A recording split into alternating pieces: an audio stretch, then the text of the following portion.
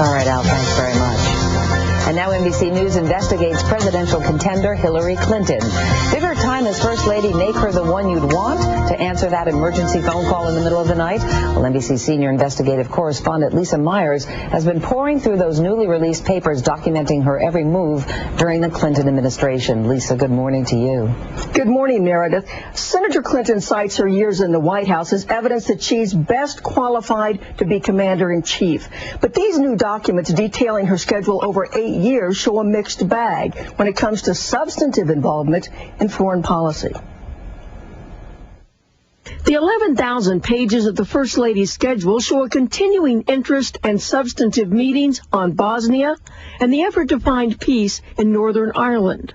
But when the 3 a.m. crisis hit, who do you want answering the phone? Which she now says she's best prepared to handle, her schedule suggests she was not involved. Take the 1998 bombing of 2 U.S. embassies by al-Qaeda.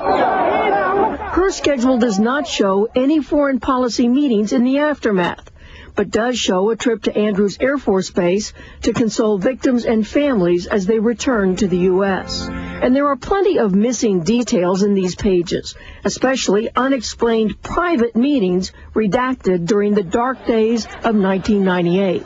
Her schedule shows her at home in the White House on a number of days when her husband had sexual encounters there with Monica Lewinsky. Well, you know, I think I'm probably the most transparent person in public life. These documents were released as the result of a lawsuit, and so far only 1% of documents from the Clinton library have been made public. All of the records, as far as I know, about what we did with health care, those are already available. Actually, 1 million documents involving Clinton's health care task force have not been released. If the Clintons wish to expedite the release of documents, they could do so with a stroke of a pen or with a phone call. The archive says the biggest hang-up is a laborious process, but agrees there are things the Clintons could do to speed release of key documents. The president could waive his right to review the material. It would be extraordinarily unusual for someone to do that.